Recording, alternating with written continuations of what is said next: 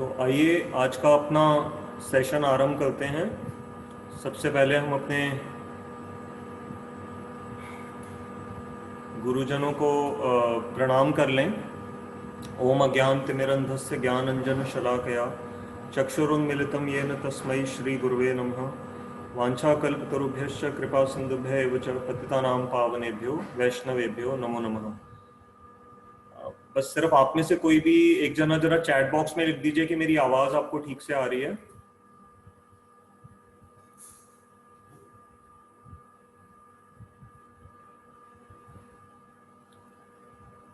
ठीक है, आपने रिप्लाई कर दिया, थैंक यू।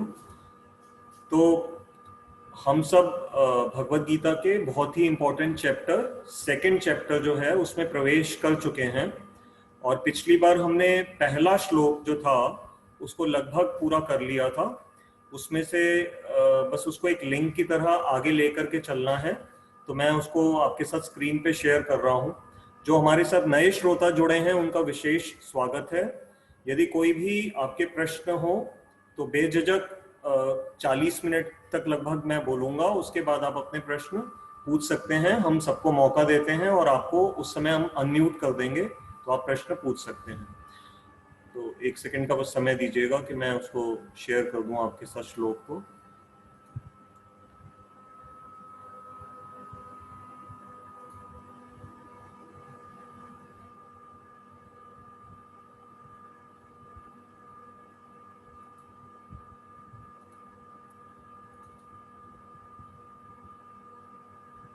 इस समय आपकी स्क्रीन पे पहला श्लोक है। इसको हम क्योंकि कर चुके हैं तो मैं इसलिए अभी इसका उच्चारण नहीं कर रहा समय बचाने के लिए। सिर्फ जो छोटे से 2-3 इसमें छोटे छोटे पॉइंट्स रह गए थे वो आपको बस याद कराना चाह रहा था एक बार। इसमें एक सेकेंड लाइन में आप देखिए कि स्पेशली एक संस्कृत में शब्द आ रहा है, विषिदंतम इदम वाक्यम उवाच मधुसूदन। तो ये मैंने आपको नहीं बताया था। नॉर्मली संस्कृत में ऐसा कहा जा सकता था यहाँ पर कि मधुसूदन उवाच, अर्थात भगवान कृष्ण बोले तो ये भी सफिशिएंट था। लेकिन फिर प्रश्न आता है कि इदम वाक्यम शब्द को स्पेसिफिकली क्यों जोड़ा। इदम का मतलब होता है यह, और वाक्यम मतलब ये पर्टिकुलर वाक्य। कौन सा वाक्य? जो अभी अगले श्लोक में आने वाला है। तो इदम वाक्य कहने से स्पेसिफिकली संजय जो इस श्लोक को बोल रहे हैं वो थोड़ा सा स्ट्रेस डाल रहे हैं कि जो भगवान कृष्ण अभी जो आगे कहेंगे वो पर्टिकुलरली बहुत सिग्निफिकेंट हैं। और अभी हम आगे देखेंगे सिर्फ 2 श्लोक भगवान बोलेंगे, उसके बाद फिर से अर्जुन बोलेंगे। तो संजय हमारा ध्यान उस तरफ आकर्षित कर रहे हैं कि जो इदम वाक्यम अर्थात ये पर्टिकुलर जो 2 श्लोक हैं अभी जो भगवान कृष्ण बोलेंगे वो बड़े स्पेसिफिकली इंपॉर्टेंट हैं। अभी तक जितने भी श्लोक आए हैं जिसमें अर्जुन के शरीर के कंपन से लेकर के धनुष को छोड़ना या इस तरह के विचार व्यक्त करना कि मैं लड़ने में बिल्कुल भी सक्षम नहीं हूं, उसमें कहीं पे भी उनके रोने का वर्णन नहीं आया था। ये पहली बार ही अभी ऐसा देखने को आ रहा है कि जो अश्रुपूर्ण अर्थात उनकी जो आंखें हैं, नेत्र हैं, वो आंसुओं से भर गई हैं। तो ये पहले ये जो लक्षण है पर्टिकुलरली ये अभी तक कहीं मेंशन नहीं हुआ था। ये इसी पहले वाले श्लोक में ही हम यहाँ पर देख रहे हैं। उसके बाद एक बात जो हम यहाँ समझ लें कि हर व्यक्ति अपनी अपनी कॉन्शियसनेस के अनुसार बिहेवियर करता है। जैसे डॉक्टर के पास जब हम जाते हैं तो डॉक्टर आपसे उसी तरह के शब्दों का व्यवहार करता है जो उसके मेडिकल प्रोफेशन को सूट करते हैं। जब एक आप इंजीनियर के पास जाते हैं तो वो उसी तरह की भाषा बोलता है। जब एक कार मैकेनिक के पास आप जाते हैं तो वो उसी तरह का ही आपसे टॉपिक डिस्कस करता है। यहाँ समस्या क्या है कि अर्जुन हैं तो क्षत्रिय की ड्रेस में, खड़े भी युद्ध के मैदान में हैं, उनका सारा जीवन भी लड़ाई से ही अब तक वो प्रसिद्ध हुए हैं पूरे ब्रह्मांड में। लेकिन इस समय जिस तरह का वो लक्षण प्रकट कर रहे हैं वो क्षत्रियों के लक्षण नहीं है, वो ब्राह्मणों के लक्षण हैं। आगे भगवत गीता में भगवान बड़ी अच्छी तरह हमें समझाएंगे कि किस तरह से ब्राह्मण का क्या लक्षण होता है, क्षत्रिय का क्या लक्षण होता है, वैश्य का क्या लक्षण होते हैं और शूद्र के क्या लक्षण होते हैं। तो यहाँ परेशानी इसीलिए सभी हम देख पा रहे हैं कि अर्जुन है तो क्षत्रिय, लेकिन जिस तरह का वो कंपैशन, कृपा की भावना अपने सामने वाले युद्ध की सेना के प्रति प्रदर्शित कर रहे हैं, वो ब्राह्मणों का लक्षण है। तो अर्जुन ब्राह्मण नहीं है, परंतु व्यवहार ऐसा कर रहे हैं जैसे वो ब्राह्मण हो। तो इसीलिए इनकम्पैटिबिलिटी, अर्थात हम देख रहे हैं कि उनका जो व्यवहार और उनके जो मन की स्थिति है, दोनों में कहीं पे मैच नहीं आ रहा है। तो अब हम मधुसूदन शब्द के दो अर्थ पहले समझ चुके हैं, एक जिन्होंने मधु दैत्य को मारा था, दूसरा जो रिश्तों में मधु अर्थात हनी होता है उसका जो नाश करते हैं वो भी मधुसूदन का अर्थ है। और तीसरा मुझे एक और बड़ा अच्छा अर्थ मधुसूदन का समझ आया था कि जिनकी जो मुस्कान है वो बहुत ही स्वीट लगती है, जिनकी मुस्कान ही बड़ा आकर्षित करती है, वो भगवान कृष्ण को भी इसलिए मधुसूदन भी कहते हैं। तो अब आपके साथ मैं दूसरा श्लोक, जिसको हमने पिछली बार थोड़ा सा आरंभ कर लिया था, जो हमारे साथ पिछली बार नहीं थे, तो मैं बता दूं कि अभी तक पूरी भगवत गीता में जहां संजय बोले तो व्यासदेव जी ने लिखा संजय उवाच, अर्जुन बोले तो लिखा अर्जुन उवाच, धृतराष्ट्र बोले तो लिखा था धृतराष्ट्र उवाच। ये पहली बार हम देख रहे हैं कि भगवान श्री कृष्ण का जो श्लोक पूरा यहाँ पर आ रहा है, तो हमने ये डिस्कस किया था कि उन्होंने श्री कृष्ण उवाच क्यों नहीं कहा, उन्होंने खास करके श्री भगवान उवाच क्यों बोला। तो हमने भगवान शब्द का थोड़ा सा वर्णन किया था। मैंने पिछली बार आपसे बताया था कि मैं आपको भगवान की जो प्रॉपर डेफिनेशन है वो इस क्लास में बताऊंगा। तो हम 5 से 7 मिनट आज भगवान शब्द को समझने पे लगाएंगे और फिर उसके बाद इस दूसरे श्लोक की डेप्थ में प्रवेश करेंगे। भगवान शब्द को समझना बहुत जरूरी है, क्योंकि गीता में लगभग जब भी भगवान कृष्ण बोलेंगे तो हमेशा उनके लिए यही एड्रेस आएगी, श्री भगवान उवाच। तो हमारे मन में कम से कम एक ये धारणा क्लियर हो जाए कि श्री भगवान शब्द का अर्थ क्या होता है, उसकी गरिमा क्या है, उसकी इंपॉर्टेंस क्या है। तो अभी एक विष्णु पुराण में एक बड़ा सुंदर श्लोक है, जो व्यासदेव जी के जो पिताजी थे पराशर मुनि, वो वैदिक बहुत ही महान अथॉरिटी माने जाते हैं, उन्होंने ये डेफिनेशन भगवान की दी है। और जरूरी नहीं कि आप वहीं पर ही सर्च करें, मैं भी थोड़ी देर पहले गूगल पे ऐसे ही सर्च कर रहा था उस श्लोक को, तो मैंने देखा बहुत सारी वेबसाइट्स हैं जो भक्ति से नहीं भी जुड़ी हैं, परंतु ये बड़ा फेमस श्लोक है। ये जो डेफिनेशन मैं अभी स्क्रीन पे आपके सामने ला रहा हूँ, तो एक सेकंड के लिए उस स्क्रीन पे अब आप ध्यान दीजिएगा कि जो मैं आपको दिखाऊंगा। एक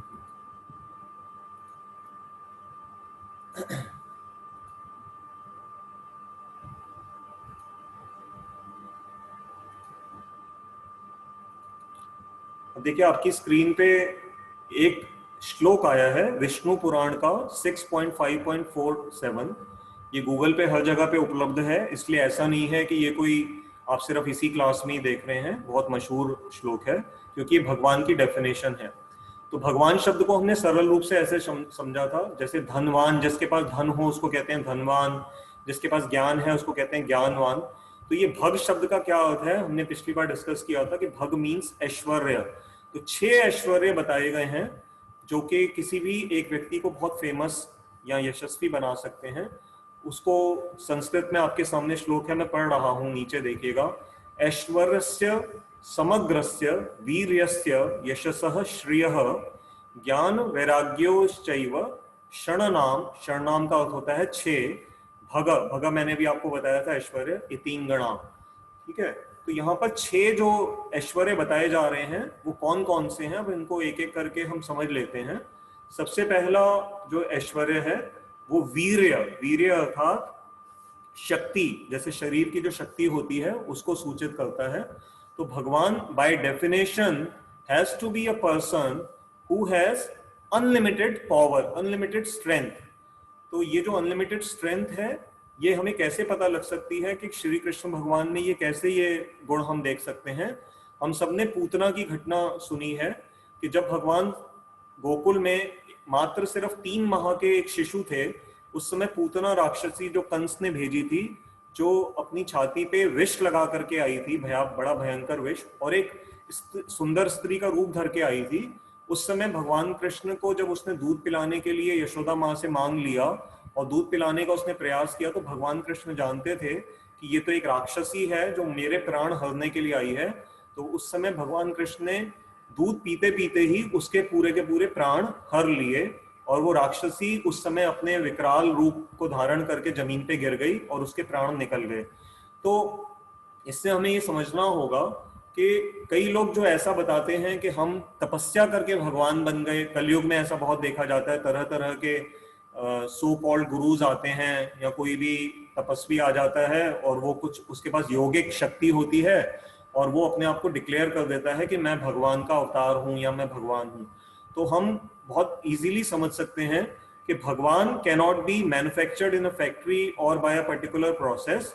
भगवान सदा भगवान रहेंगे, किसी भी अवस्था में वो क्यों ना हो। तो भगवान कृष्ण के बचपन से ही ऐसा देखा गया।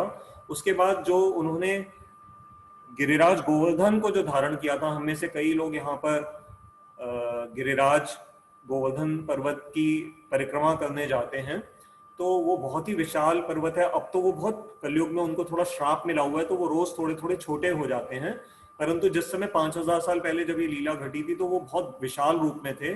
और जब इंद्र नाराज हो गए थे ब्रजवासियों से, तो भगवान कृष्ण ने उसको अपने बाएं हाथ की सबसे छोटी उंगली के नाखून पे 7 दिन और 7 रात तक धारण किया था।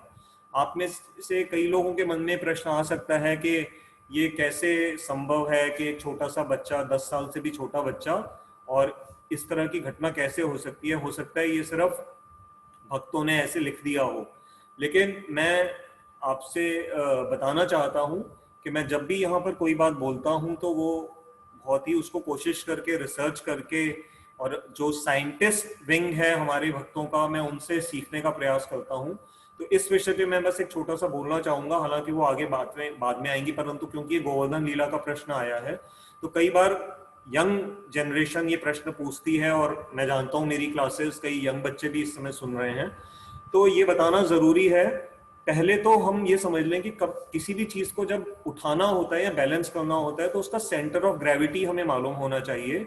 जैसे कई ऐसे जादूगर कह लीजिए, या यूट्यूब पे वीडियोस कई बार देखने को मिलती हैं कि कई लोग हैं वो अपने हाथ पे, पैर के टिप पे कोई कुर्सी, कोई टेबल, जितना वेट मतलब उनकी बॉडी बियर कर सकती है, तो वो उसको टिप पे, जैसे उंगली पे, आपने देखा होगा कई फुटबॉल के बड़े अच्छे खिलाड़ी होते हैं, वो अपनी उंगली की टिप पे ना फुटबॉल को बैलेंस कर लेते हैं सर पे, पीठ पे। तो वो क्या है कि सेंटर ऑफ ग्रेविटी को आइडेंटिफाई करके वो धीरे धीरे इतनी प्रैक्टिस होने हो जाती है कि वो किसी भी चीज को बैलेंस कर लेते हैं। तो एक तो गोवर्धन पर्वत के सेंटर ऑफ ग्रेविटी को आइडेंटिफाई करना जरूरी था, और दूसरा ये बात समझने की है, कई बार हम सारी की सारी जो यूनिवर्स के जो लॉज हैं, जो नेचुरल लॉज हैं, उनको ऑफ कोर्स हम रैशनलिज्म अर्थात एक विवेक की बुद्धि से समझते हैं, और उसमें कोई हर्ज नहीं है। ये बात बिल्कुल ठीक है कि जो मटेरियल नेचर है, जो प्रकृति है, वो रैशनलिज्म को फॉलो करती है। लॉज ऑफ फिजिक्स हैं जो देखने को नजर आते हैं, लेकिन गॉड हम यहाँ पर आस्तिकता के विचार से देख रहे हैं। मैं इस पे नहीं जा रहा कि भगवान है या नहीं है दुनिया में।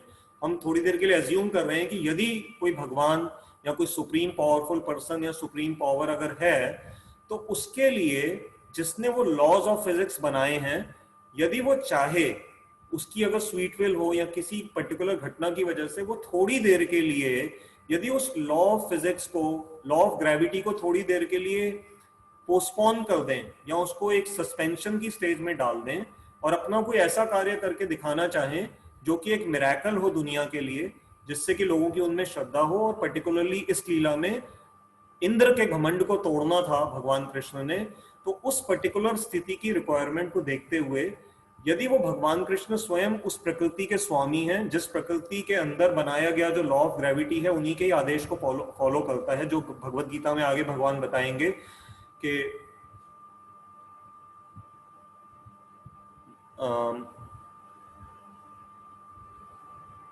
बहुत सारे श्लोक हैं, अभी मैं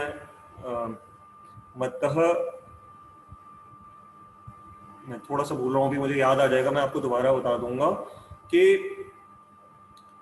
जो लॉ ऑफ ग्रेविटी जो उस समय उस पर्वत को जमीन पे दबा करके रख रहा है, गिरिराज पर्वत को, थोड़ी देर के लिए भगवान लीला के माध्यम के लिए, भक्तों को आनंदित करने के लिए और इंद्र को सजा देने के लिए, उन्होंने वो लॉ ऑफ ग्रेविटी उस समय ब्रज के उस हिस्से से हटा दिया, और गोवर्धन पर्वत अब लॉ ऑफ ग्रेविटी के उससे फ्री हो गए, और उन्होंने अपनी शक्ति से, उस बालपन की शक्ति से ही, जो असीमित शक्ति है, देखने में उनका शरीर छोटे बच्चे की तरह लग रहा है, परंतु जैसा हमने देखा कि पूतना को मारने में उनको किसी तरह से शक्ति की रिस्ट्रिक्शन नहीं हुई थी, तो वो शक्ति को उन्होंने एग्जिबिट किया।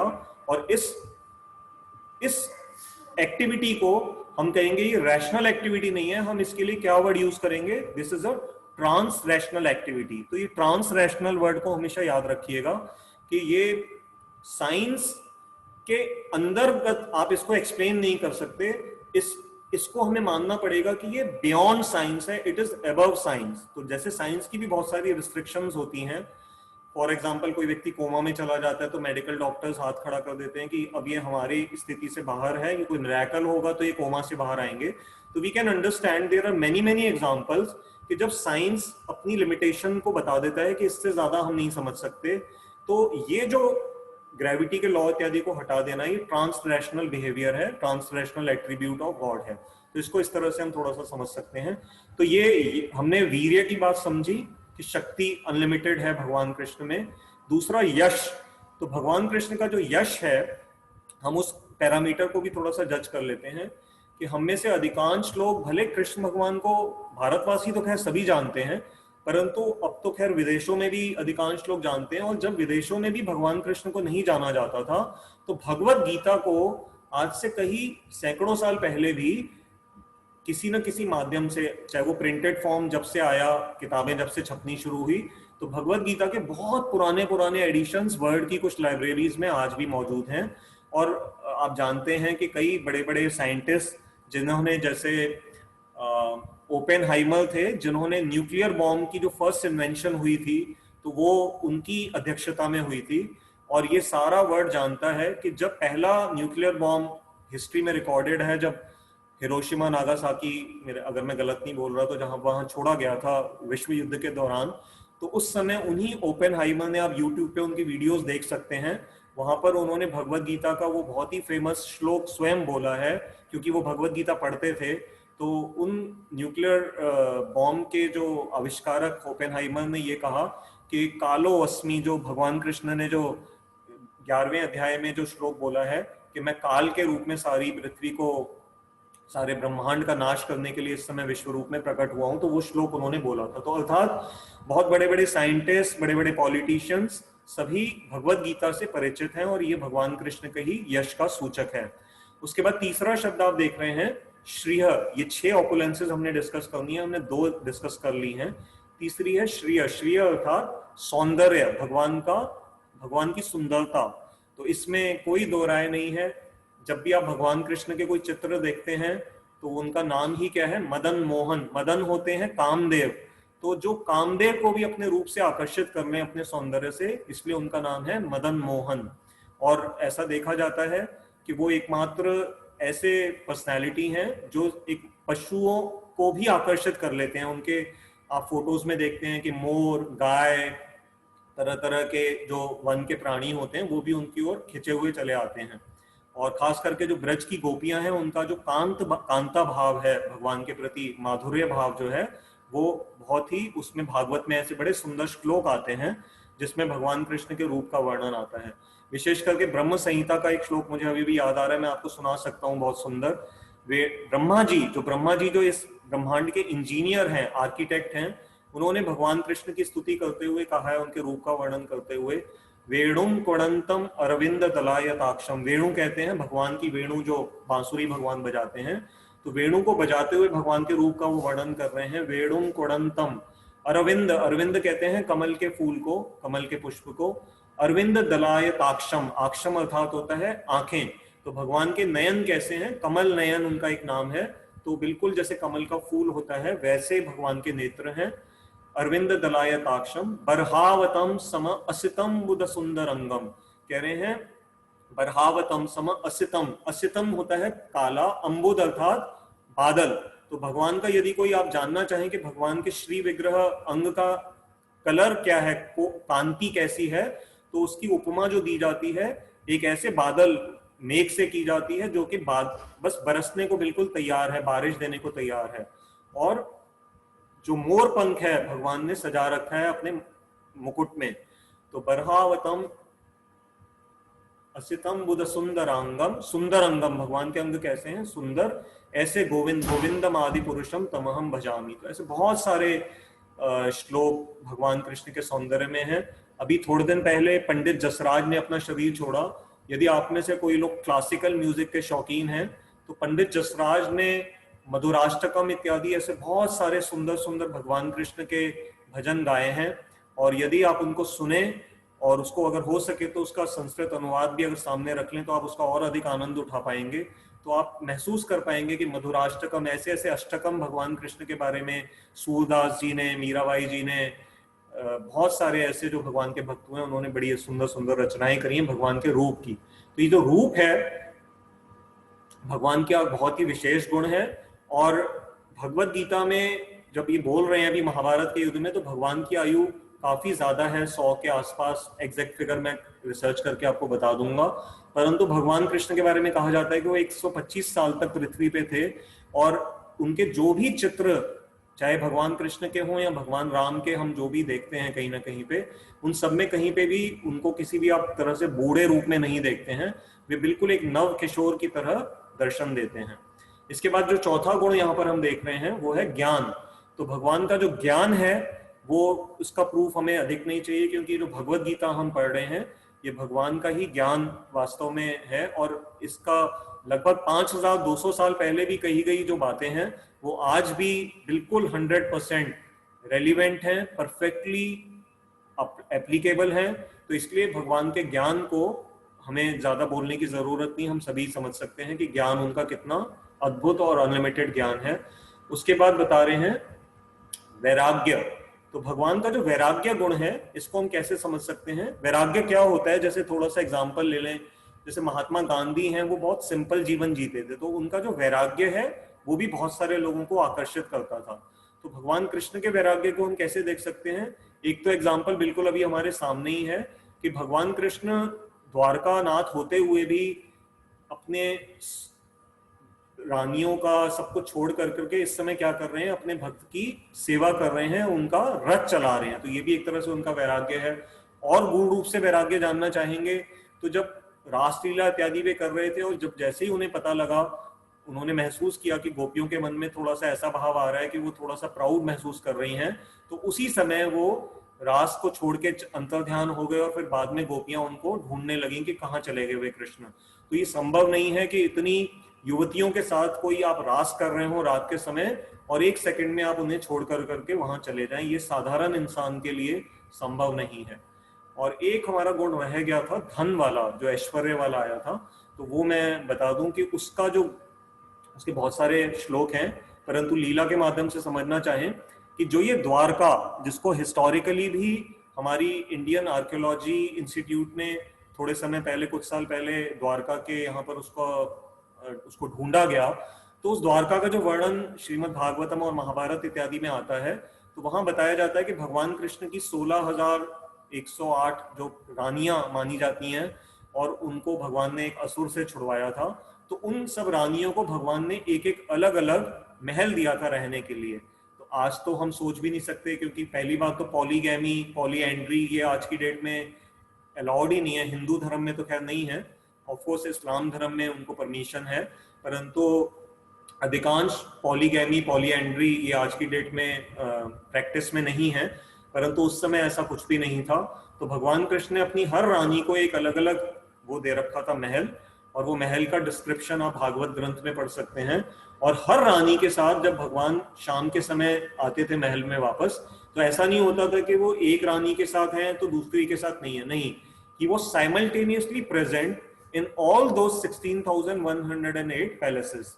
तो ये कैसे संभव है?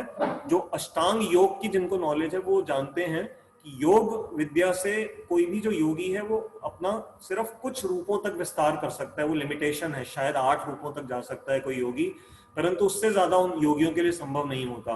परंतु भगवान कृष्ण कोई साधारण योगी नहीं है, उन्हें योगियों का भी महायोगी अर्थात महायोगेश्वर के तरह से उनको कहा जाता है।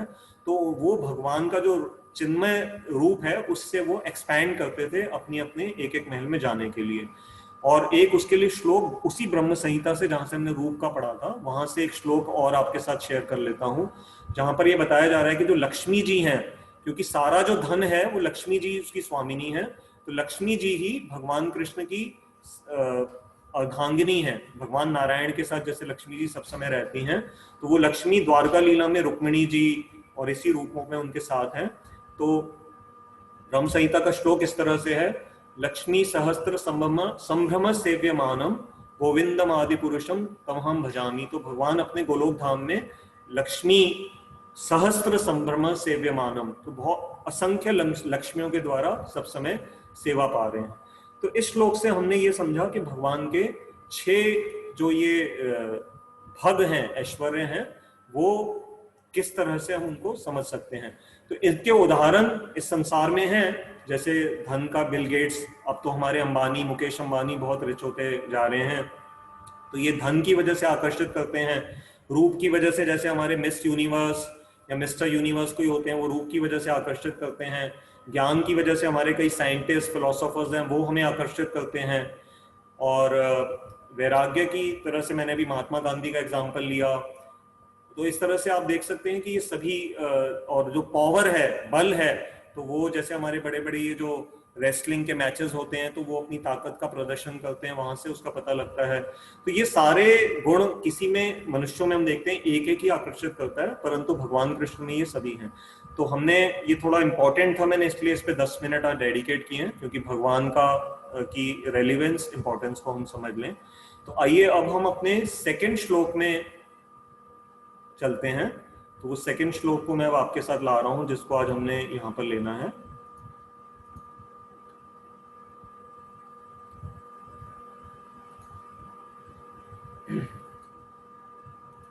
तो ये अब इस समय आपकी स्क्रीन पे सेकंड श्लोक है। प्रयास करेंगे कि इसको आज हम हो सके तो कवर कर लें। तो अब मैं इसका पहले संस्कृत पढ़ रहा हूं और फिर इसका हिंदी अनुवाद पढ़ेंगे। श्री भगवान उवाच कुतस्त्वा कश्मलमिदं विषमे समुपस्थितम् अनार्यजुष्टम अस्वर्ग्यम अकीर्तिकरम अर्जुन। श्री भगवान ने कहा, हे अर्जुन, किस हेतु तुम्हें इस भीषण विपद काल में अनार्यों के द्वारा आचरित स्वर्ग तथा कीर्ति को नहीं देने वाला यह मोह उपस्थित हुआ। तो आइए अब इसको धीरे धीरे समझते हैं। भगवान कह रहे हैं कुतस्त्वा, सबसे पहले भगवान एक एक्सक्लामेशन साइन की तरह से अपना आश्चर्य प्रकट कर रहे हैं और प्रश्न ही प्रेजेंट कर रहे हैं। इसको हम कैसे एग्जाम्पल से समझ सकते हैं, इसके 2-3 उदाहरण हैं।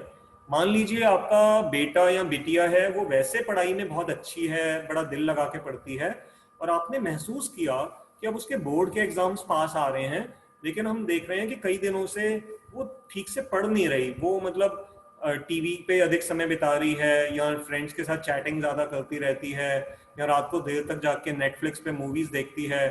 तो आपको थोड़ा सा ना मन में एकदम से प्रश्न आएगा। तो आप उससे पूछेंगे कि बेटा या बिटिया, आप तो ऐसे नहीं थे, आप क्यों अपना समय इस समय वेस्ट कर रहे हो? आपका कॉम्पिटिटिव एग्जाम आने वाला है, आप आईएएस की तैयारी कर रहे हो, अगर आप ऐसे समय बिताओगे तो आप कैसे उस एग्जाम को क्रैक कर पाओगे? तो ये क्या होता है, हम पूछते हैं कुतस्त्वा।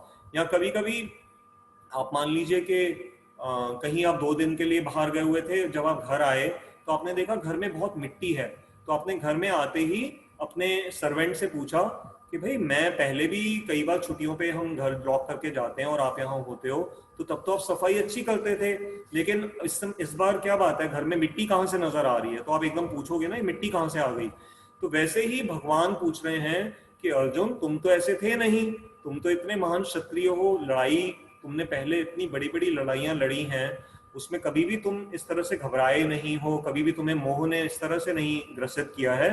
तो ये कहां से? कुतस्त्वा कश्मलम, कश्मलम कहते हैं कीचड़ एक तरह का, मतलब एक कोई गंदगी, जैसे अभी मैंने एग्जांपल दिया। तो यहाँ पर गंदगी क्या आई है अर्जुन के पास?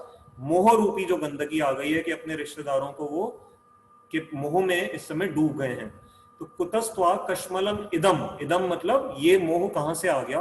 विषमे, विषमे का अर्थ क्या हुआ कि एक शम धातु जो होती है उसका अर्थ होता है शांति। तो विषम अर्थात कोई जब विकट परिस्थिति होती है तो उसको हम विषम कहते हैं कि हम बड़ी विषम परिस्थिति में फंस गए हैं। तो यहाँ विषम परिस्थिति क्या थी? युद्ध के मैदान में खड़े थे और ये उनके जीवन की सबसे महत्वपूर्ण लड़ाई थी। तो ऐसी स्थिति में मतलब एक होता है ना कि कहीं चलो नॉर्मली कभी आपके साथ कोई परेशानी होगी तो समझ में आता है, परंतु आपका आईएएस का एग्जाम है और अब आप वहां पर इंटरव्यू देने गए, बड़े बड़े गवर्नमेंट के ऑफिसर्स के सामने आप बैठे हो और वहां पर अब आपके हाथ कांपने शुरू हो गए, आप सब कुछ भूल गए कि मैं इंटरव्यू में मुझे क्या बोलना था, आप अपना नाम भी ठीक से नहीं बोल पा रहे, तो फिर आपको इंटरव्यू में पास नहीं किया जाएगा। तो वो ऐसी विषम स्थिति में मोह का आना या घबरा जाना बिल्कुल भी उचित नहीं है। तो अर्जुन के साथ यही घटना घट रही है। तो कह रहे हैं समुपस्थितम, इस स्थिति में ये कैसे उपस्थित हो गया है। अगली लाइन में कह रहे हैं, जिसपे हम थोड़ा अधिक समय लेंगे, अनार्य जुष्टम। अब यहां पर थोड़ा सा एक एक शब्द को लेके चलेंगे। अन जमा आर्य, तो ये आर्य शब्द बड़ा यहां पर इंपॉर्टेंट है, समझने वाला है। फिर आगे कह रहे हैं जुष्टम अस्वर्गम, अर्थात तुम जो ये कार्य करने वाले हो ये तुम्हें स्वर्ग नहीं देगा। और साथ साथ कह रहे हैं अकीर्तिकरम अर्जुना, तो अंत में नाम दिया अर्जुन। तो अर्जुन को भगवान उसको एक तो याद करा रहे हैं कि तुम कोई साधारण से योद्धा नहीं हो, तुम अर्जुन हो। तुम्हारा नाम सुन के ही बड़े बड़े वीर कांप जाते हैं और तुम बहुत ही बड़े महान परिवारों से संबंध रखते हो। तो अब ये जो इस समय ये अनार्य कार्य क्यों कर रहे हो, अब अनार्य शब्द को पहले समझते हैं। तो अब आप देख रहे हैं संस्कृत इतनी रिस्पेक्टफुल और इतनी परफेक्ट लैंग्वेज है। देखिए यहां पर एक ही लाइन में प्रेजेंट टेंस और उसका कॉन्सिक्वेंस और फ्यूचर, तीनों चीजों को तीन शब्दों से भगवान ने कह दिया। ये सिर्फ संस्कृत की ही ब्यूटी है, जहां पर ये इस तरह का आप तीन तीन कालों का वर्णन आप तीन ही शब्दों में कर पा रहे हो। जैसे प्रेजेंट टेंस क्या हुआ कि अर्जुन तुम जो अभी जो कार्य कर रहे हो ये अनार्य है। अनार्य अर्थात ये किसी अच्छे व्यक्ति को, समझदार व्यक्ति को ये जो कार्य है ये सूट नहीं करेगा, तो ये हो गया प्रेजेंट टेंस। फिर कहा अकीर्तिकरम, तो इसको करने का कॉन्सिक्वेंस क्या होगा कि तुम्हारी जो कीर्ति, अभी तक तुमने जो इतना नाम, अपनी गुडविल पूरी दुनिया में हासिल करी है, बल्कि इस दुनिया में क्या, तुम्हारे नाम का डंका तो स्वर्गलोक में भी बजाया जाता है, क्योंकि स्वर्ग में भी अर्जुन गए थे। अर्जुन इंद्र के ही पुत्र हैं और एक बार देवताओं को भी कुछ ऐसे असुरों ने तंग कर रखा था जिनको देवता इंद्र भी हरा नहीं पा रहे थे। तो उन्होंने, इंद्र ने अर्जुन की हेल्प ली थी और अर्जुन को उस समय स्वर्गलोक बुलाया गया था और वहां अर्जुन ने उनको परास्त किया था। और इसलिए अर्जुन को इंद्र ने कुछ एक विशेष अस्त्र भी दिए थे। और वहां अर्जुन के करेक्टर का भी एक बहुत बड़ा टेस्ट हुआ था कि उर्वशी जो एक वो हैं अप्सरा हैं जो बहुत ही सुंदर मानी जाती हैं और जिन्होंने इस संसार में आके बहुत सारे ऋषि मुनियों की तपस्या को भंग किया हुआ है, तो उन उर्वशी ने अर्जुन को ऑफर किया था कि आप मेरे साथ रमण कीजिए। परंतु अर्जुन का करेक्टर इतना पावरफुल और इतना पवित्र है कि वहां उन्होंने उर्वशी को हाथ जोड़ के कहा था कि हे, उन्होंने माता कह के संबोधित किया। तो उर्वशी बहुत नाराज हो गई, क्योंकि उर्वशी तो उनके साथ भोग करने के लिए इच्छा से आई थी। परंतु अर्जुन ने उनसे कहा कि नहीं, मैं आपको अपनी माँ की दृष्टि से देखता हूँ और आप कृपया करके मुझे इस दृष्टि से मत देखिए। तो अर्जुन का करेक्टर इतना पावरफुल और प्योर था, तो ये उनके साथ वहां पर इसलिए स्वर्ग में भी उनकी इस रिस्पेक्ट का डंका बजता है। तो स्वर्ग अस्वर्गम, अस्वर्गम अर्थात ये फ्यूचर में, मतलब भगवान कह रहे हैं कि तुम जो ये कार्य कर रहे हो इससे न तो तुम्हें अभी कुछ प्रसन्नता मिलेगी, न तुम्हारी कीर्ति तुम्हारी बच पाएगी, और आगे जाकर के भी तुम स्वर्ग का अपना जो द्वार जो खुले हुए हैं वो तुम बंद कर रहे हो। तो एक ही सेंटेंस में प्रेजेंट, उसका कॉन्सिक्वेंस प्लस उसका फ्यूचर टेंस, तीनों आ गए। तो अब मैंने आपसे जैसे कहा कि हम अनार्य शब्द को थोड़ा सा इंपॉर्टेंट है। ये क्यों इंपॉर्टेंट है, मैं अभी जो बोलूंगा आपके लिए भी, आप में से हो सकता है कई लोगों ने ये बात सुन रखी हो, लेकिन हम में से बहुत लोगों ने नहीं सुनी। और क्योंकि हमारे भारत की हिस्ट्री से, किसे, हमारी सभ्यता से बहुत इंपॉर्टेंट रिलेटेड है ये चीज, तो मैं इस पे 5 मिनट बोलना चाहूंगा और फिर हम समाप्त करेंगे, क्योंकि समय 35 मिनट्स हो गए हैं। तो आर्य शब्द जो है, आर्य शब्द का जनरल अर्थ वैसे ये है कि कोई अच्छी चीज को वो डिनोट करता है। ये उस पुरुष या स्त्री के लिए यूज किया जा सकता है जो कि अच्छे करेक्टर वाले हों, अच्छे स्वभाव वाले हों, अच्छे गुणों वाले हों और एक बड़ी इम्प्रेसिव पर्सनालिटी रखते हों, जिनका व्यवहार और ये सब बिल्कुल शास्त्र सम्मत हो और इस तरह से उनकी बड़ी तारीफ करने योग्य हों। तो हुआ क्या कि ये हमारे जो यूरोपियन इंडोलॉजिस्ट हैं, उनसे मेरा क्या मतलब है कि जब इस्लामिक लोगों ने जब हमारे ऊपर, भारत के ऊपर जब अटैक किए, तो उन्होंने तो जैसे हमारे मंदिरों इत्यादि को अटैक किया और मंदिरों को विध्वंस किया, लेकिन जो अंग्रेज जब आए यहाँ पर, तो उन्होंने हमारे को कंट्रोल करने के लिए हमारे मंदिरों पे अटैक नहीं किया। उन्होंने बड़ा दिमाग लगाया, क्योंकि वो बड़े इंटेलिजेंट तो थे ही थे, यूरोपियन बैकग्राउंड से आए थे। तो उन्होंने ये देखा कि किसी भी तरह से हमें इंडियंस को इंफीरियर दिखाना होगा, क्योंकि ये उनके लिए बहुत बड़ा एक सरप्राइज था कि जब वो यहाँ आए तो उन्होंने हमारे कल्चरल सुप्रीमेसी को अपनी आंखों से देखा। अभी तक वो यही मानते आए थे कि पूरे वर्ल्ड में यूरोपियंस ही सबसे श्रेष्ठ सभ्यता है, परंतु जब यहाँ आके उन्होंने हमारी भारतीय सभ्यता को, हमारे कल्चर को, हमारी आर्ट एंड क्राफ्ट को, हमारे म्यूजिक को, हमारे वैदिक ज्ञान को, और भी हमारी तरह तरह की क्लीनलीनेस इत्यादि को देखा, तो वो ये समझ गए कि हम भारत को इस तरह से वश में नहीं ला पाएंगे अपने।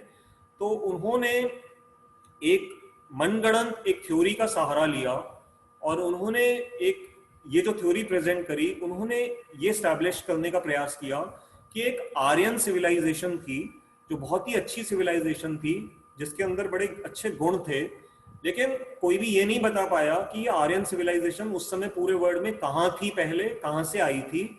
तो बस उन्होंने ये प्रेजेंट किया कि जो आर्यंस थे ये कहीं से आए, और उन्होंने भी उन्हीं आर्यंस ने यूरोपियंस को भी अपने गुणों से प्रभावित किया, और वही जो आर्यंस हैं उन्होंने ही इस इंडियन सिविलाइजेशन को भी अपने गुण दिए।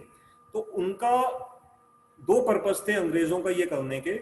एक तो ये कि इंडियंस जो हम भारतीय थे, ये जब धीरे धीरे हमारे को सिखा दिया गया उस समय किताबों के माध्यम से और इस तरह से, तो एक तो हमारी जो हमारे जो वेदों शास्त्रों के प्रति जो हमारी श्रद्धा थी उसको वीक कर दिया गया, अर्थात वो एक तरह से ये दिखा दिया गया कि जो वेद इत्यादि भी हैं, जो ऋग्वेद इत्यादि, ये उन आर्यंस ने ही रचे थे। अब क्यों ये नहीं माना जा सकता कि ऐसा संभव ही नहीं था? वो इसलिए क्योंकि आर्यंस को माना जाता है कि वो नोमैडिक टाइप की ट्राइब थे, अर्थात वो एक जगह से दूसरी जगह ट्रैवल करते थे। तो पहली बात तो जिन वेदों की संस्कृत, वो वेदों की संस्कृत ऐसी नहीं होती, संस्कृत जो इस समय आप भगवत गीता की देख रहे हैं वो थोड़ी डिफरेंट तरह की संस्कृत है। उस वैदिक संस्कृत को सिर्फ उसकी ग्रामर को समझने के लिए कहते हैं 11-12 साल का समय लगता है, सिर्फ ग्रामर को समझने के लिए। और वेदों को लिखना तो आप छोड़ ही दीजिए कि जो लाखों श्लोक हैं। तो क्या ये आप भी कॉमन सेंस से सोचिए कि यदि वो आर्यन सिविलाइजेशन जो सब समय इधर से उधर अगर घूमती रहती थी, तो क्या ये उनके लिए संभव है कि वो ये सब वेदों की संरचना इतनी परफेक्ट संस्कृत के साथ कहीं पे भी सिर्फ घूमते घामते ही वो वेद लिख भी लेंगे और वो भी कर लेंगे? पहली बात तो ये नहीं पाता। लेकिन अंग्रेज एक अपने इस पर्पज में कामयाब हो गए कि उन्होंने हमारे को वीक कर दिया, और हमारी जो श्रद्धा थी वो उसको डामाडोल कर दिया। जो हम पहले ये सोचते थे कि वेद इंडिजिनस हैं, अर्थात हमारे देश से हैं, हमारी सभ्यता के अंश हैं, मतलब हमारे से ही जुड़े हुए हैं, तो हमारे दिमाग में ये भर दिया गया कि ये तो आर्यंस की देन है ये वेद। और दूसरा, अंग्रेज अपने वैभव से, अपनी ताकत से, अपने फिजिकल ब्यूटी इत्यादि से, वो ये थोड़ा सा एक उन्होंने हमारे अंदर एक फूट डाल दी। उन्होंने कहा कि जो द्रविडियंस हैं, इसलिए आज भी साउथ इंडिया में कुछ इस विषय पे कंफ्यूजन है, उन्होंने हमारे अंदर ये फूट डाल दी कि जो इंडिया में जो पहले लोग रहते थे वो इतने सभ्य या इतने उन्नत नहीं थे, वो द्रविडियंस, उन्होंने कहा कि द्रविड़ हैं, द्रविडियंस हैं, और जो आर्यंस हैं वो बाहर से आए थे। तो दो रेसेस, अर्थात उन्होंने ये स्टैब्लिश करने का प्रयास किया कि इंडिया के अंदर ही दो रेसेस हैं, तो हमारी जो इंटर रेशियल कॉन्फ्लिक्ट को अननेसेसरीली हमारे अंदर उन्होंने उसका बीज बो दिया। और बड़े दुख की बात है कि आज भी बहुत सारे ऐसे हिस्टोरियंस जो कि इस थ्योरी को आज भी सच मानते हैं, और उसकी सजा हम आज भी बहुत बुरी तरह से भुगत रहे हैं, क्योंकि ये जो एंडोलॉजिस्ट हैं ये यूरोपियन मानसिकता को, जो उनका मेन पर्पस था कि किसी भी तरह से हम इंडिया को अपने अंदर कंट्रोल में ले लें, तो ये वो पर्पस में कामयाब हो गए। और इसका एक बहुत बड़ा परिणाम पूरी दुनिया को भुगतना पड़ा, क्योंकि जो यूरोप में उस समय जर्मनी में जो हिटलर था, हिटलर ने उस आर्यन थ्योरी का बड़ा फायदा उठाया। हिटलर ने कहीं से ये सुन लिया कि ये यूरोप में ही ये आर्यंस होते थे, तो हिटलर ने अपने देश में एक एक भ्रांत धारणा फैला दी कि हम जो जर्मन्स हैं वो ही नाजीज जो हैं वो ही सुपीरियर, वो आर्यन रेस हैं। वो इसको रेस की तरह लेता था, जिसको हम कहते हैं जैसे जो वंशावली जो होती है। तो हिटलर ने उस आर्यन कॉन्सेप्ट को अपने फायदे के लिए यूज किया और उसने लोगों से कहा कि यदि तुम चाहते हो कि इस सुपीरियर रेस का ही पूरे वर्ल्ड में कंट्रोल हो तो तुम मेरे को जिताओ। तो अपनी कंट्री में सबसे पहले हिटलर ने इस तरह से जर्मनी में उस समय कंट्रोल हासिल किया और उसकी इतनी भयंकर सजा सारे विश्व को मिली। उस हिटलर ने इस आर्यन थ्योरी के नाम पे ये धारणा मान ली कि हम सुपीरियर हैं जर्मन्स, और उसने ये सोचा कि जो बेचारे जो आज की डेट में जिनके लिए हम कहते हैं, अब हम विकलांग शब्द नहीं यूज करते हैं, कि जिनके मान लीजिए किसी की आंख नहीं है या किसी का हाथ नहीं है, तो हम कहते हैं दिव्यांग। तो उस समय तो आज से 50 60 70 साल पहले ये कॉन्सेप्ट नहीं था, तो तब वो विकलांग। तो हिटलर ने क्या किया, एक फतवा मतलब एक तरह से एक ऑर्डर जारी कर दिया कि जितने भी विकलांग या अंधे या जो भी जेनेटिकली जो बेचारे लोग अभी सक्षम नहीं है, आप सोचिए वो कितनी जबरदस्त उस समय क्रूर अत्याचार किया गया। उसने उनको स्टरलाइज करने के आदेश दिए। ये हिस्ट्री में ये सब चीजें रिकॉर्डेड है, आप पढ़ सकते हैं। तो उसने उन सबको जबरदस्ती स्टरलाइज करा दिया ताकि वो आगे अपना वंश ही ना बढ़ा सकें, क्योंकि वो ये मानता था कि सिर्फ जो उसने डार्विन की थ्योरी का बहुत गलत यूज किया। जो पिछली बार मैंने एक बार आपको डार्विन की थ्योरी की कुछ कमियां बताई थी, उसने डार्विन की थ्योरी का ये पॉइंट ले लिया कि सर्वाइवल ऑफ द फिटेस्ट।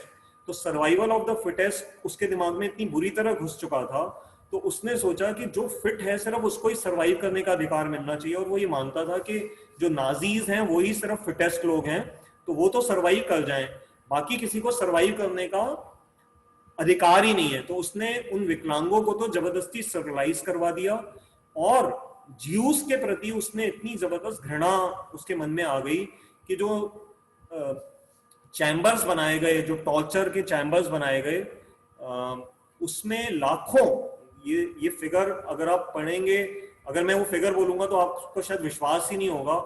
मतलब इट इज इन मिलियंस की संख्या में लोगों को उन कॉन्सेंट्रेशन कैंप्स में डाल के तरह तरह की यातनाएं देके मार दिया गया, सिर्फ इस नाम के लिए, क्योंकि वो ये मानता था कि ये जो ज्यूज हैं इनको कोई जीने का अधिकार नहीं है, ये पृथ्वी पे बोझ हैं।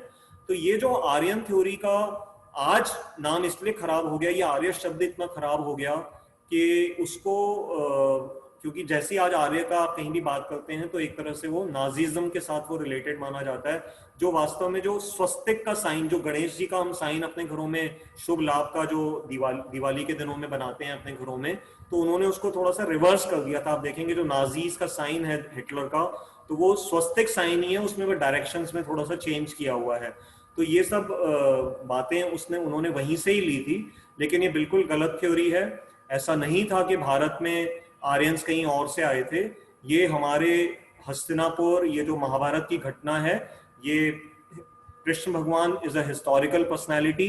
अब जाकर के पहले 30-40 साल पहले हिस्टोरियंस बड़ा आर्ग्यू करते थे कि नहीं, कृष्ण भगवान या राम ये सब मनगढ़ंत करेक्टर्स हैं या माइथोलॉजिकल करेक्टर्स हैं। लेकिन अब लकीली एक अच्छा भगवान की कृपा से ये हुआ है कि अब जब लोग जागे हैं और द्वारका के प्रूफ्स मिले हैं और भी बहुत सारी ऐसे कई जगह पे हिस्ट्री में कनेक्टिंग लिंक्स आए हैं, तो अब धीरे धीरे ये लोग मानने लग गए हैं कि कृष्ण भगवान ये हिस्टोरिकल पर्सनैलिटीज थे, और महाभारत जैसी ये जो घटनाएं हैं ये माइथोलॉजिकल घटनाएं नहीं है, ये हिस्ट्रीज हैं। ये प्रॉपर आज से लगभग 5200 साल पहले ये घटी थी, और इनके आज भी जो हमें प्रूफ्स हैं वो मिल भी रहे हैं और आगे भी मिलते रहेंगे। तो समय हो गया है, तो हमने टू समराइज आज हमने क्या सीखा कि हमने ये देखा कि भगवान एस्टोनिश्ड हैं ये देख करके कि अर्जुन के मन में ये मोह का भाव इतना प्रबल कैसे हो गया। ये अर्जुन से एक्सपेक्टेड नहीं था जिस तरह से अर्जुन व्यवहार कर रहे हैं। और उन्होंने ये 3 शब्द कहे कि अर्जुन जो तुम ये कर रहे हो ये किसी भी आर्य को शोभा नहीं देता, ये तुम्हारी कीर्ति को खत्म कर देगा और तुम्हारे को स्वर्ग के द्वार तुम्हारे बंद कर देगा। तो आज हमने दूसरा जो श्लोक है लगभग अपनी तरफ से कवर कर लिया है, और कुछ पॉइंट्स हैं लेकिन समय को मैं कभी भी एक्सीड नहीं करना चाहता, तो आज मैं यहीं पे विराम दे रहा हूँ। आप सबका बहुत बहुत धन्यवाद, आपने बड़े ध्यान से सुना। अब हम प्रश्नोत्तर का अपना जो सेक्शन है उसको ओपन कर रहे हैं। आप अपने प्रश्न सोचिए, पूछिए और चैट बॉक्स में डाल सकते हैं, अपना हैंड रेज कर सकते हैं, मैं आपको अनम्यूट कर दूंगा। कोई सजेशन भी देना चाहें तो आप प्लीज हमारे साथ अपना ज्ञान शेयर कर सकते हैं। You are most welcome. मैं तब तक एक बार फेसबुक पे नजर मार लेता हूँ, वहां पर कोई प्रश्न हो तो।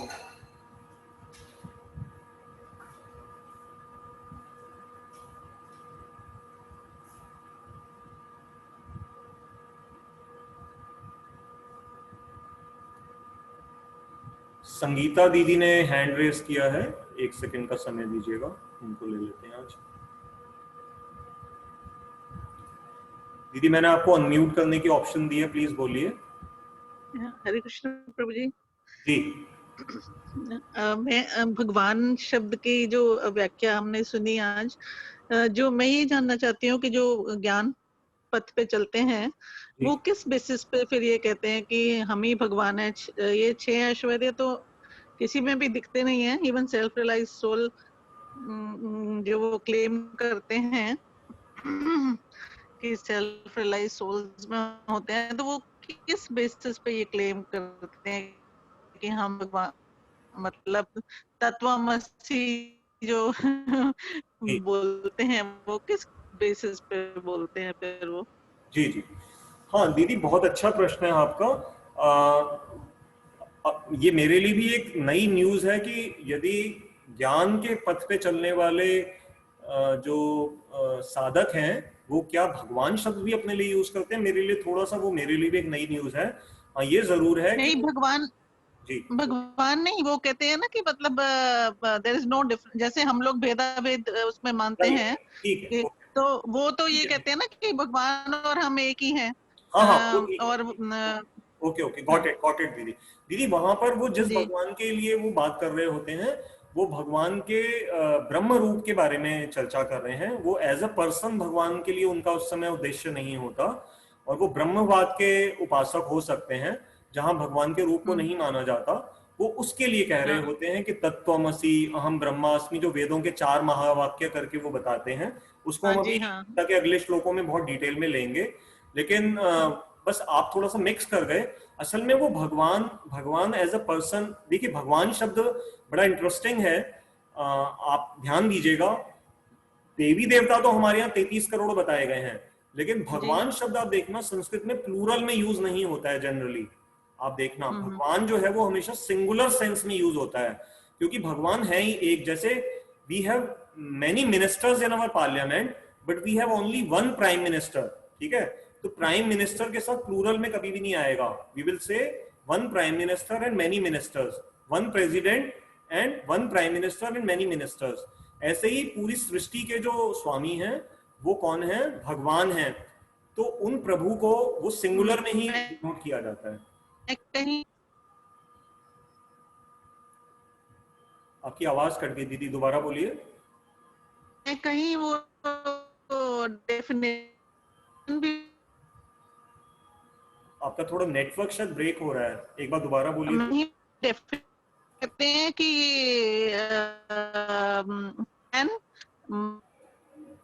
अच्छा, अब आ रही है आवाज? हाँ अब आ रही है दीदी, बोलिए प्लीज।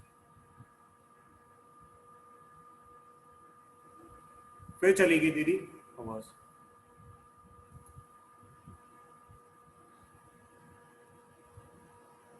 शायद दीदी का कनेक्शन ब्रेक हो गया। तब तक हम अगला प्रश्न लेते हैं। अतुल अग्रवाल जी ने चैट बॉक्स में लिखा है, Why is Lord Krishna astonished when everything is happening as per his wish and control, or he is just pretending? तो हम पहले भी कई बार डिस्कस कर चुके हैं कि ये एक ड्रामा की तरह हमें इसको लेना होगा।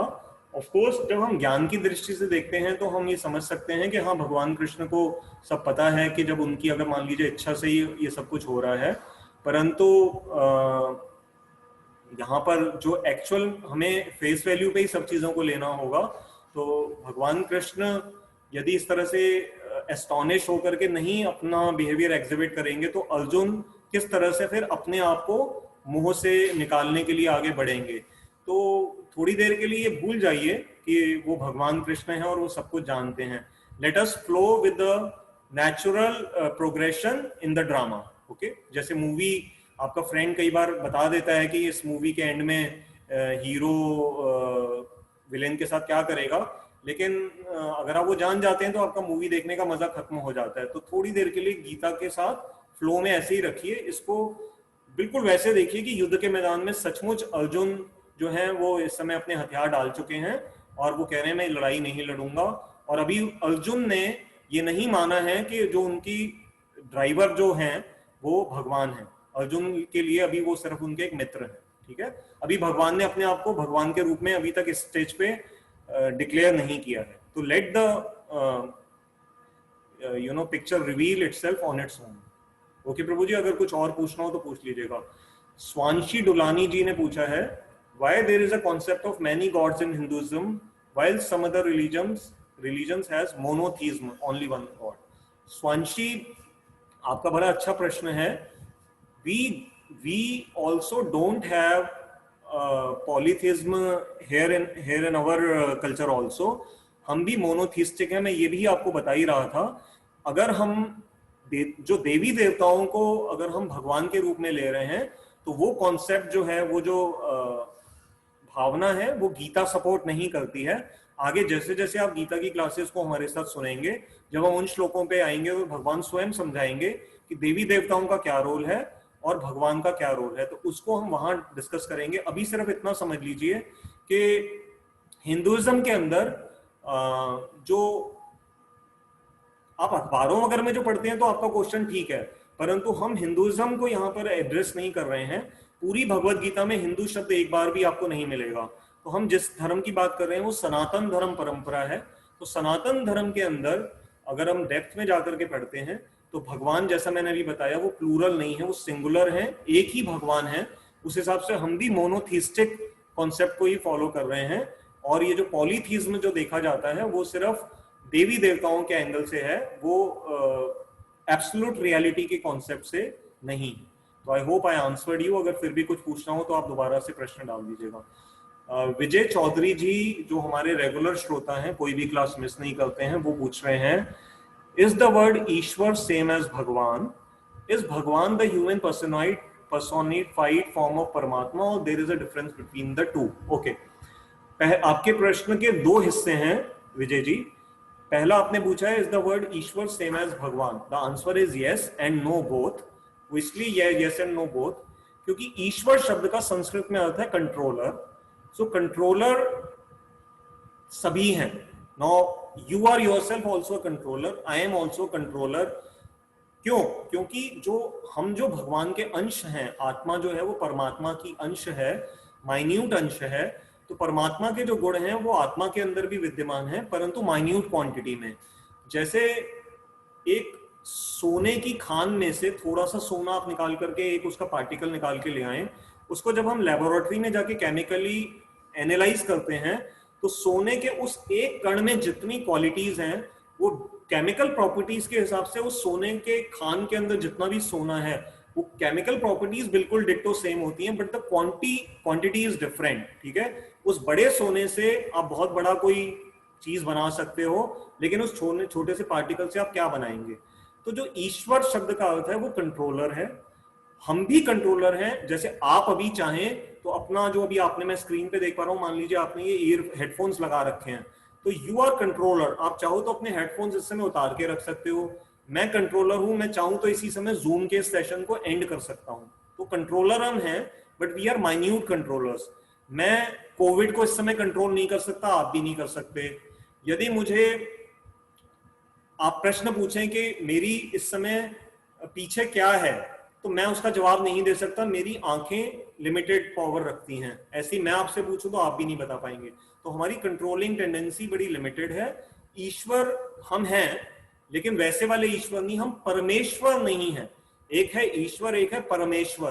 तो ईश्वर हम अगर हम एक दूसरे को कह भी देते हैं तो कंट्रोलिंग की टेंडेंसी के उतनी पावर के लिए ईश्वर कहा जा सकता है। प्योरली वैसे हम किसी को ईश्वर भी नहीं कहते हैं, बट चलिए शब्द की अर्थ से अगर आप समझना चाह रहे हैं तो हम कह सकते हैं, बट हम परमेश्वर नहीं है। हम अपने घर की छोटी छोटी चीजें कंट्रोल कर सकते हैं, बट हम अपनी सिटी नहीं कंट्रोल कर सकते, अपना देश नहीं कंट्रोल कर सकते। ये जो प्लेनेट अर्थ है जो इस समय रिवॉल्व कर रहा है सूर्य के चारों तरफ, जैसे आज एकादशी है, एकादशी का जो 11वां दिन जो ये मून की साइकिल के हिसाब से है, तो आज के दिन समुद्र की जो लहरें हैं वो एक अलग लेवल पे चली जाती हैं, इसलिए हमारे में से कई लोग व्रत रखते हैं। उसका साइंटिफिक रीजन क्या है, क्योंकि आज के दिन हमारे गुरुजी बताते थे कि चंद्रमा की रोशनी जो है वो हमारी इस पृथ्वी से जल को अपनी तरफ खींचती है, तो जल खिंचेगा, तो अगर आज के दिन हम जैसे ग्रेन्स चावल इत्यादि खाएंगे तो वो ऐसे ग्रेन्स हैं जिनसे अगर चंद्रमा उसको खींचेगा तो वो हमारी बॉडी से, हमारी बॉडी के बैलेंस को वो डिस्टर्ब करेगा और हमारे को बीमारियां आएंगी। तो ये कई सारे ऐसे कारण हैं, उसके बारे में कभी और चर्चा करेंगे। तो हम ईश्वर कहे जा सकते हैं परंतु हम परमेश्वर नहीं हैं। और आपका जो दूसरा प्रश्न है, आपने पूछा is Bhagwan the human personified form of Paramatma और there is a difference between the two. आप काफी हद तक बड़े क्लोज पहुंच गए, बस इसको मैं थोड़ा सा मॉडिफाइड करूंगा। भगवान is not the personified form of परमात्मा, भगवान इज द एब्सोल्यूट ट्रुथ। भगवान के नेक्स्ट जो सेकंड मैनिफेस्टेशन है वो परमात्मा है, जो उनका लोकलाइज्ड रूप है, जो हर एटम के अंदर भी विद्यमान है और हमारे हृदय में भी जो परमात्मा रूप में विद्यमान है। वो उन भगवान पर्सोनिफाइड फॉर्म ऑफ गॉड की सेकंड एक्सपेंशन है परमात्मा, और उनकी थर्ड एक्सपेंशन है वो यूनिवर्सल ब्रह्म ज्योति, जो कि बिना किसी आकार की होती है। तो श्रीमद् भागवतम में एक बड़ा सुंदर श्लोक है, इसको हम कभी, आज समय हो रहा है तो अगली बार लेंगे। वो कहते हैं कि भगवान एब्सोल्यूट ट्रूथ को समझने के 3 तरीके हैं, ब्रह्मेति परमात्मेति भगवानेति शब्दते। तो भगवान को सबसे उसमें एंड में दिया गया, अर्थात वो सबसे हाईएस्ट स्थिति पे हैं जो तीनों ट्रेड्स को रखते हैं। तो इसको मैं और आगे लूंगा, परंतु अभी एक ही प्रश्न पे अधिक समय लेंगे तो थोड़ा सा क्लास बहुत लंबी चली जाएगी। तो संगीता दीदी कह रही हैं कि yes I got it, thank you. और आईफोन दिनेश जी, ओके ठीक है। डॉक्टर डीके गुप्ता जी पिछली बार हमारे साथ नहीं, अच्छा संगीता दीदी आप फिर से कुछ कहना चाह रहे हैं? एक सेकंड के लिए मैं आपको म्यूट कर रहा हूँ, फिर उसके बाद डीके गुप्ता जी 2 मिनट के लिए हमारे साथ कुछ कहेंगे। सॉरी प्रभु जी, डिस्कनेक्ट हो गया था। हाँ, वो कहते हैं कि matter plus desires is man and matter minus desires is God. So I mean भगवान की वो ये व्याख्या करते हैं। दीदी ये बहुत वैसे तो बेसिक लेवल की बात है, परंतु फिर भी देखिए, अगर matter minus desires is equal to God, तो मैटर बेसिकली, इसको मैथ्स में पेपर पे लिखें, अगर मैटर में से डिजायर अगर हटा दो तो गॉड।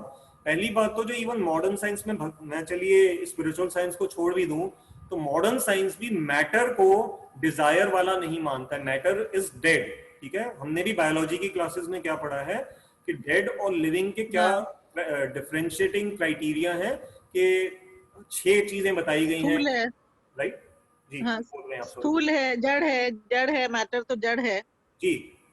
तो जो चीज ऑलरेडी जड़ है, तो पहली बात तो उसमें डिजायर होते ही नहीं है। अब जैसे ये टेबल है, ये जो आपका मोबाइल फोन है, इसमें कोई डिजायर थोड़ी है, ये तो डेड है ऑलरेडी, राइट? और अगर मैटर में से अगर डिजायर हटा दें और वो गॉड बन जाए, इसका मतलब गॉड इतनी वीक कोई चीज है जो कि इस पे डिपेंड कर रही है कि अगर मैटर में से डिजायर को घटाया जाएगा तो जाकर के बेचारे गॉड कहीं पे अपनी एग्जिस्टेंस में आएंगे। स्पिरिट सॉरी मैं मैटर बोल रही हूँ, spirit minus plus desires is man and spirit minus desires is God. Okay, वो ये बोलते हैं। तो वो ब्रह्म ज्योति तक ही बात करते हैं। मैं मतलब this is what I was also gathering.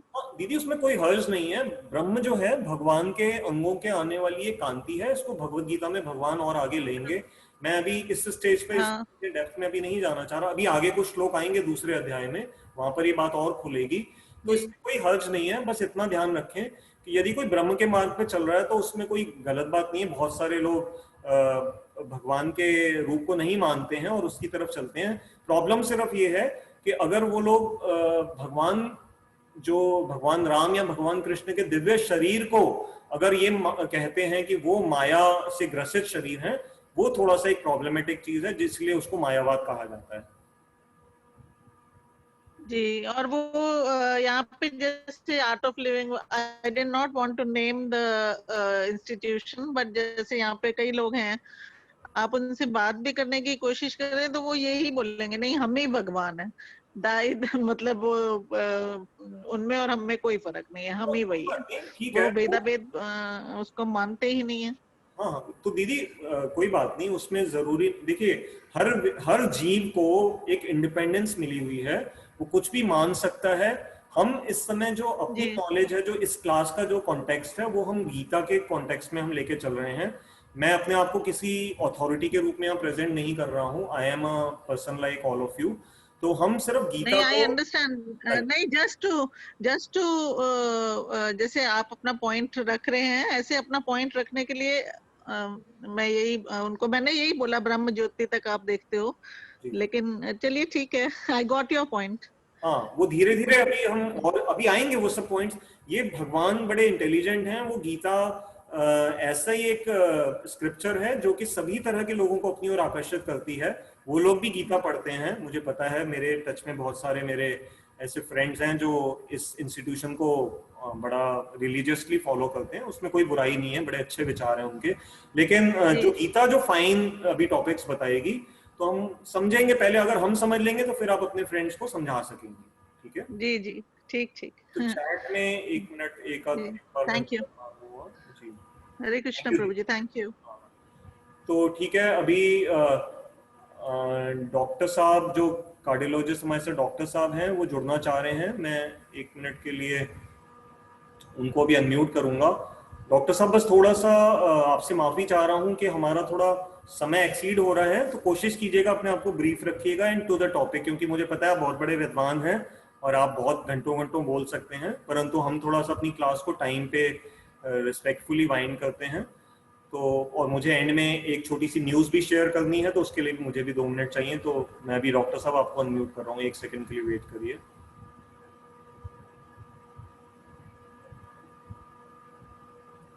जी, मैंने आपको ऑप्शन दिए, प्लीज।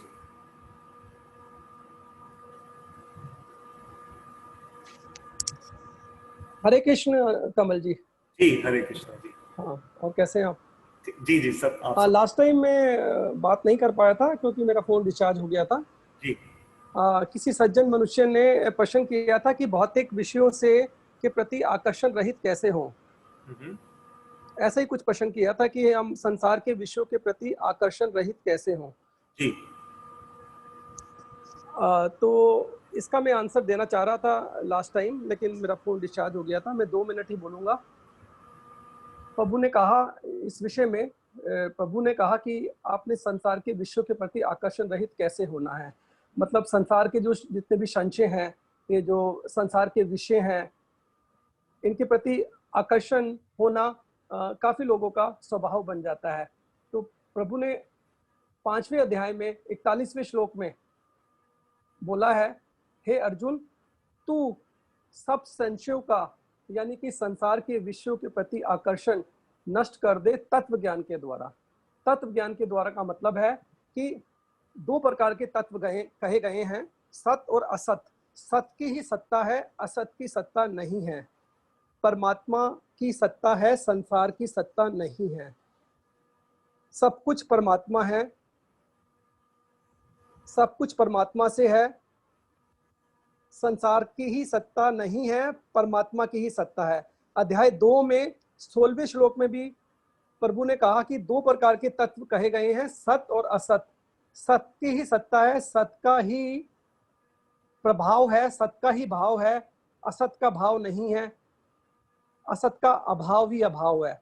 कहने का तात्पर्य यह है कि हमें जब संसार में कर्म करते हुए हम तत्व ज्ञान को बार बार स्मरण करें, इस 4 लाइनों को बार बार याद करें, सब कुछ परमात्मा है, केवल परमात्मा की सत्ता है, संसार की सत्ता नहीं है।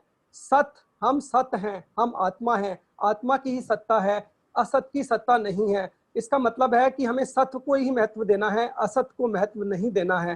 तो बार बार इसका स्मरण करेंगे तो असत को हम असत की प्राप्ति से दूर हो जाएंगे, सत्य की प्राप्ति में ही लग जाएंगे। कहने का तात्पर्य यह है। और इसी को याद करते हुए ही हमें कर्म योग करना है। कर्म योग में 3 बातें आवश्यक हैं। हमने अपनी बुद्धि को परमात्मा में स्थित करना है, नंबर 1। दूसरा, तत्व ज्ञान का स्मरण करना है कि सत की सत्ता है, असत की सत्ता नहीं है, परमात्मा की सत्ता है, संसार की सत्ता नहीं है। इस तत्व ज्ञान को याद करना है बार बार, और परमात्मा में स्थित होकर हमें तत्व ज्ञान बार बार याद आएगा। और उसके बाद तीसरा स्टेप है, हमें कामना रहित होकर, हम कामनाओं से दूर हो जाएंगे और कामना रहित होकर हमने संसार की सेवा करनी है। तो कर्म योग के 3 भाग हैं। अपनी बुद्धि को परमात्मा में स्थित करें, पहला भाग। दूसरा भाग, तत्व ज्ञान का स्मरण करके कामना रहित हो जाएं, दूसरा भाग। और तीसरा भाग, कामना रहित होकर संसार की सेवा करें। ये 41वें श्लोक में प्रभु ने कर्म योग के बारे में बताया अर्जुन को। इस प्रकार कर्म योगी आचरण करते हैं। बुद्धि को परमात्मा में स्थित करें, तत्व ज्ञान का स्मरण करें, कामना रहित हो जाएं, भौतिक विषयों के प्रति आसक्ति रहित हो जाएं, आकर्षण रहित हो जाएं तत्व ज्ञान का स्मरण करते हुए, और फिर संसार की सेवा करें निष्काम होकर। ये कर्म योग का आचरण है। तो कर्म योग का आचरण करने के लिए हमें अपनी बुद्धि को परमात्मा में स्थित करना आवश्यक है और तत्व ज्ञान का स्मरण बार बार करना आवश्यक है।